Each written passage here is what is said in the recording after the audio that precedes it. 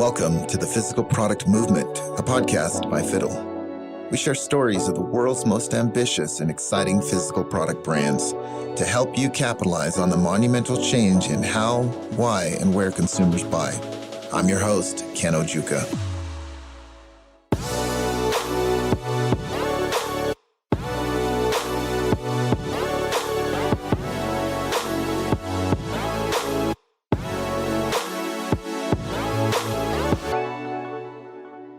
Hello, everyone, and welcome. My name is Andy Burningham, and I am with Fiddle Inventory Management Software. And I'm excited to have a special guest with us today. We are going to put him on the hot seat and ask him 3 questions for any CPG brand or any contract manufacturer out there from his experience that he can share with you and help you in your business to be more successful. And I'd like to welcome my special guest, Dustin Finkel. Dustin, how are you, man? I appreciate it. It's me, Andy. I like being on the hot seat, although I am standing, to be fair. I got to get that good energy going. And then I like being special. So it's worked out. But I'm excited to be here. And I think one of the great things that you're doing is trying to provide some valuable information to smaller brands as they're looking at co-manufacturing and other things. So I'm hopefully will be a bit of help to these guys. Yeah, absolutely. And I'm sure we will. I know, Dustin, you and I have had a little bit of a history in the past, but from what I've heard from your experiences and everything you've gone through to now be the CEO at Awaken Foods, a contract manufacturer, is amazing. It's an amazing story from where you've come from, starting at Shark Tank, working your way up, and now here you are today. So before we jump into the 3 burning questions that I have for you, Dustin, can you tell us a little bit about Awaken Foods? Yeah, I appreciate it. So for those of you watching on the video, you can see Awaken Foods has Kapop as one of its brands, Bubba's Fine Foods, and Awaken Food Crafters. And so what Awaken Foods is a combination of 2 amazing brands that, in our opinion, hit every major food trend out there, whether you're grain-free or paleo or keto or ancient grain or whole grain. We literally hit everything. And as I always like to say, is we're vegan, non-GMO, top 12 allergen-free, but not taste-free. And so we love to focus on taste because we believe that people should be able to eat clean, authentic food, but do it in an indulgent, delicious way. But the factor that's a bit unique about us is we added a manufacturing operation we call Awaken Food Crafters. And not only do we manufacture our own products, we manufacture for retailers and other brands as well. And what's interesting about those other brands is some are actually in direct competition with myself as a brand, but I do a really nice job, I think, of wearing different hats. The one thing I'll say is the differentiation for the brands, as I mentioned, is that great taste, which should not be a differentiator. But I tell all of our potential clients the same thing about Awaken Food Crafters. Our differentiator should not be the differentiator it is, but we're a partner. I don't think of your product coming through my machines and spitting out as many puffs or chips or whatever as possible. I think about you as a brand. I've been in this industry for about 20 years, and I've seen all the good, the bad, and the ugly, which is unfortunately part of the case with the manufacturing world. And we want to make sure that we're here as a support engine to you, whether you need advice on marketing, on branding, on manufacturing. We're here as a partner. Because the old saying goes, hey, guess what? If you sell more, I manufacture more, we both make more money. I think that's how business should work. But Right. Common sense there. I'll tell you, I've met a lot of people on your staff. It's a great group of people. I love working with your company in the past. And I know that Awakens Foods, I could definitely endorse you guys. You guys are a great company. So, well, let's jump into it. Again, I got 3 burning questions, putting you on the hot seat here, the standing hot seat. So the first question, let's go back. I alluded to Shark Tank. You were on Shark Tank. And I know a lot of people that might be watching this video are a young brand, a young company, and what they need to do is they need a hustle, and they're looking at raising capital from investors. So based on your experience, what advice would you give them as they're doing different rounds of fundraising? I have this conversation quite a bit, and I think it's important to note that I come from an investment banking background. So finance is a core asset to me from an education and career perspective. But I also think it's the biggest gap that I find in companies that I am mentoring, I sit on the board of, or that I'm counseling for private equity companies is there's a lack of financial wherewithal in these companies. So how did you come up with that forecast? Where did those numbers come from? What's driving your sales? What are the risks to your sales? How do you think about the growth? And it's shocking when you see some of the models of these companies, and it's very rudimentary, straight line or hockey stick growth typically. There's not a number on my P&L, cash flow statement, or balance sheet that probably I'm too far off the radar, but does not have 3 or 4 separate pages that dictate every single assumption and how every single idea that we're driving into our P&L comes from. And I genuinely run my company with a P&L and cash flow mindset. Okay. Ultimately, as a small company, that's all that matters. The P&L tells a story, right? Go down the P&L. The first line item is sales. There's a lot of stories in sales, right? The next line is trade. How do you think about discounting those sales? The next line, and I'm kind of being big buckets, but the next line is COGS, cost of goods sold. Think about all the impacts to your cost of goods sold and the impact that has to your margin, your gross margin. Then there's gross margin versus net margin. Then marketing and distribution and ops and so on and so forth. But the point is, every line tells a story and can really dictate the success and health of that company. On the cash flow statement, you don't need a super robust cash flow statement. You don't need all the lines. Frankly, I use literally cash in, cash out. Okay. Do I have enough cash to operate a business? And there's other things that are more important, but as a small company, you don't have time to be analyzing net asset returns and all these other crazy factors, right? It's keep it simple. And so, long story short, I think the lack of financial understanding is a big hindrance. I've had a lot of success fundraising. I still hear more no's than yeses, but we've had a lot of success because I think people really trust my numbers. They know I'm wrong because my forecast is 100% wrong. So is everyone's forecast, but they know the assumptions and the way I derived those numbers come with a lot of due diligence and a lot of analytical thought. Yeah, good. No, that's very good. So would you say that it's important for somebody to, like, if they don't know their financials very well, that they get somebody that can help them nail those financials for the round of investing to get funds? The answer is probably simply is yes. I would argue as the CEO of a company, you need to understand your numbers. You may not need to be able to do the modeling I can do and the crazy fun Excel tricks that I geek out on and things like that. But right. I will tell you, if you don't know your numbers, you should know your numbers as well as anybody in the company. Now, I'm not talking at the 3 levels down, but you should really understand the key drivers, those buckets I just talked about, right? Yeah.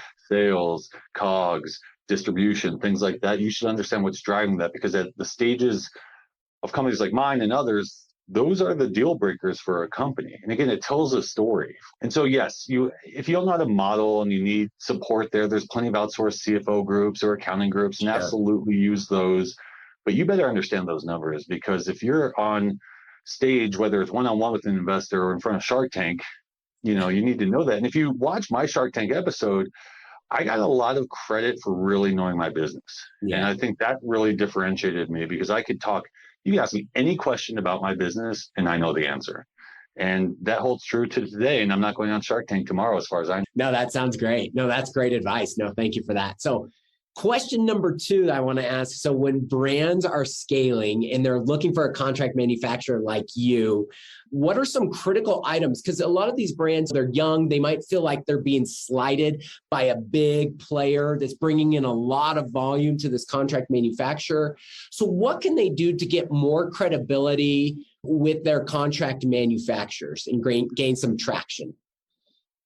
That's a great question. And I hear that quite a bit. And I dealt with it myself. I mean, candidly, I came into starting my own company a bit differently than most. I'd had 15 plus years of experience and had all these great background that I thought would, jump me to the top of the line. And I still dealt with a lot of those issues. I think here's the reality. It's not pretty, but it's the reality, is that co-man space has consolidated quite a bit.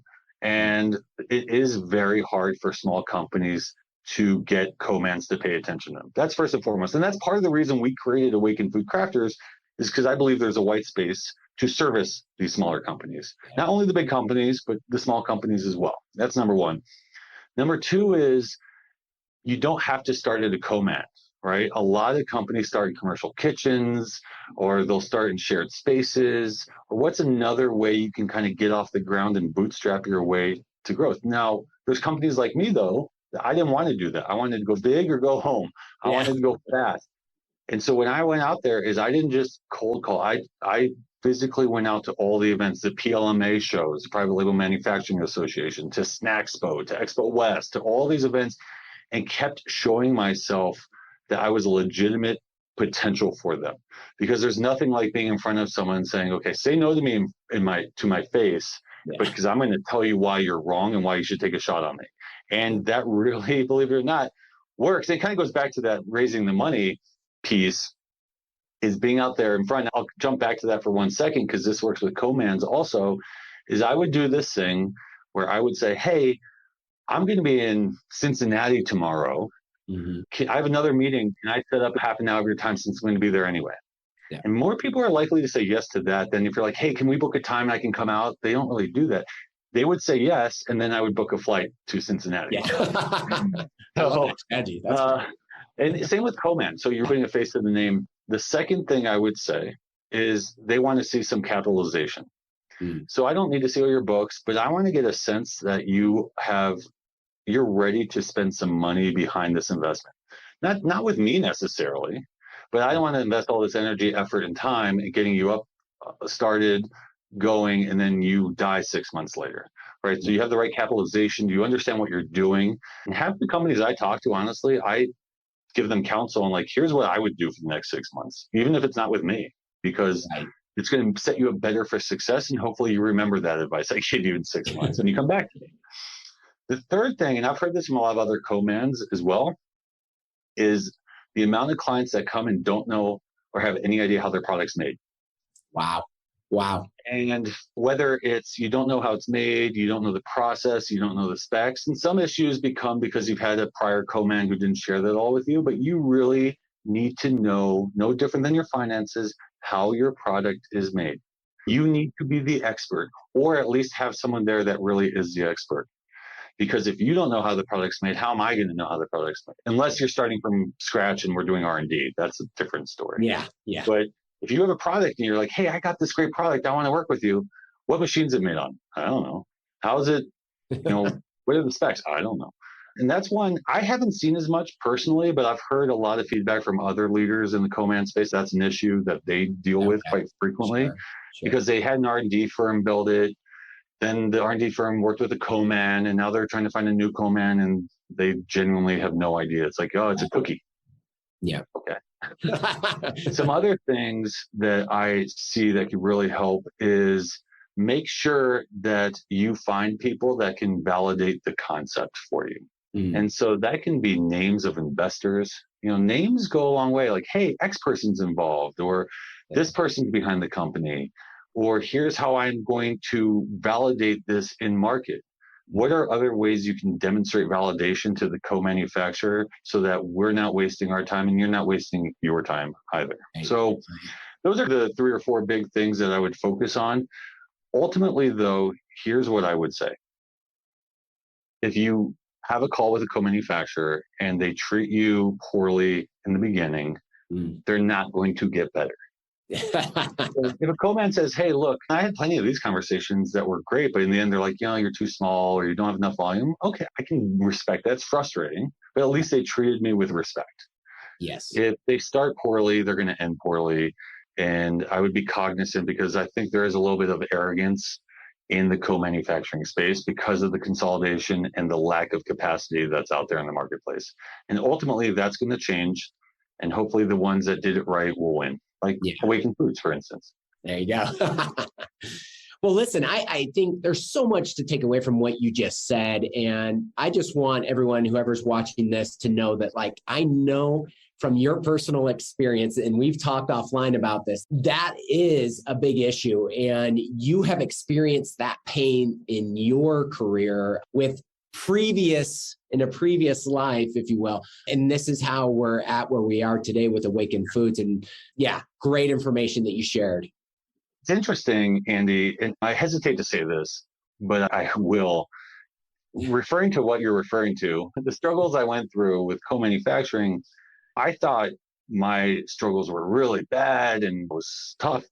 And what's horrifying to me, honestly, is how many clients I talk to from multiple co-manufacturers that share similar stories. Yeah. I mean, it's not always the case. And by no means is it always the case, but I hear it more than I should. And it's definitely disheartening because I do try and live by the business golden rule, at least. And, you know, I want people to treat me with the way I want to treat them. And ultimately we work together. And so I tell people all the time, I'm going to mess up as a co-man. There's no doubt about it. I will mess up. Something will break. Something won't work. We're going to miss something.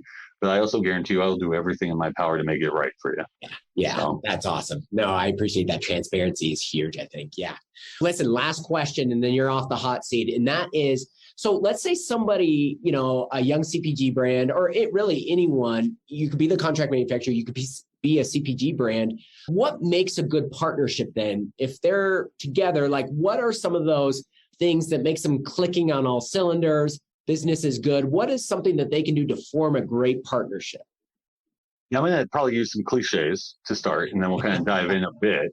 But the biggest one, and in fact, it's true, no matter what you're doing, is communication. And one thing we need to do a better job of as a co-manufacturing is help other people understand the pressures and challenges we're going through.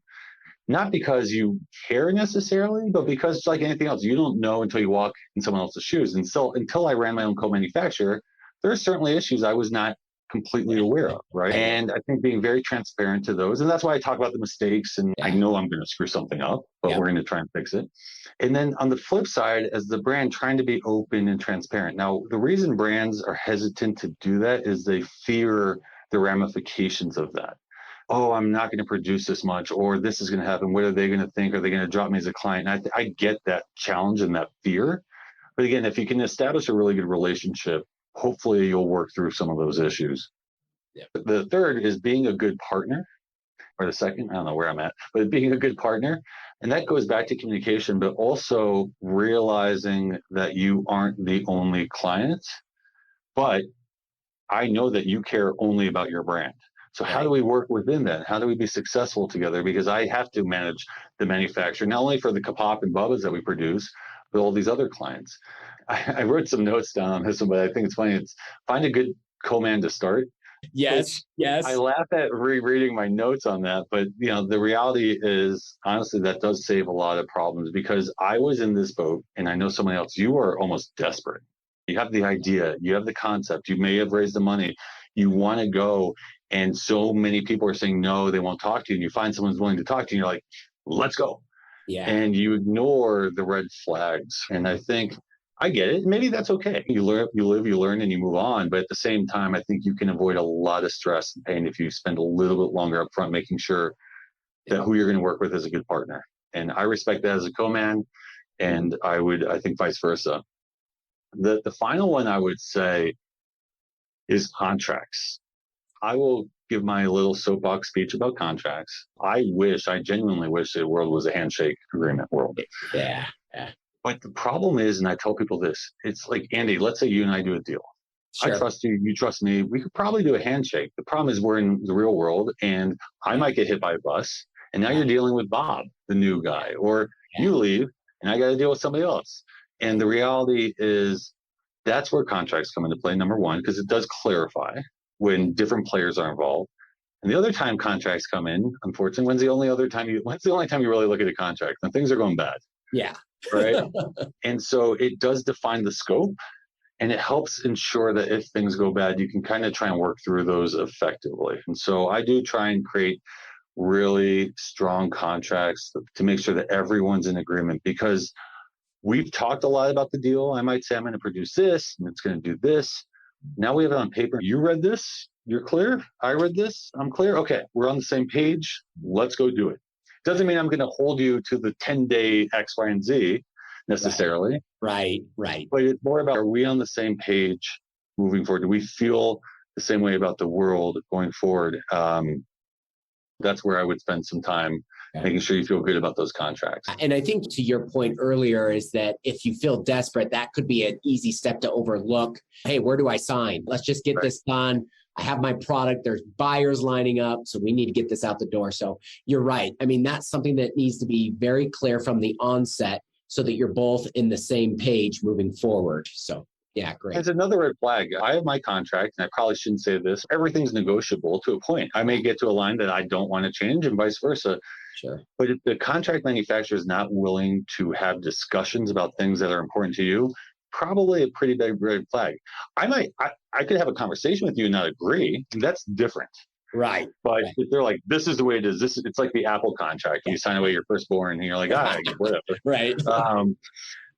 There should be a relationship started from day one. And I do that whether you're startup mom and pop. I will have a conversation on my contract to literally big Fortune 100 CPGs and everything in between, because what's important to you is different than what's important to a different client. And my generic contract is definitely not going to solve everyone's problem, one size fits all. Yeah, that is a great point. And a great way to end this segment. Thank you so much, Dustin, for your time, sharing your knowledge and your experience. Excited to see where Awaken Food goes from here. Check them out. They're a great company, great contract manufacturer. Also, any questions about inventory software, check out Fiddle. I appreciate you watching this and hope you have a good one. Thanks. The Physical Product Movement Podcast is brought to you by Fiddle. To find out more about Fiddle and how our industry-leading inventory ops platform is giving modern brands and manufacturers full visibility into their inventory and operations, visit fiddle.io, and then make sure to search for Physical Product Movement in Apple Podcasts, Spotify, Google Podcasts, or anywhere else podcasts are found. Make sure to click subscribe so you don't miss any future episodes. On behalf of the team here at Fiddle, thanks for listening.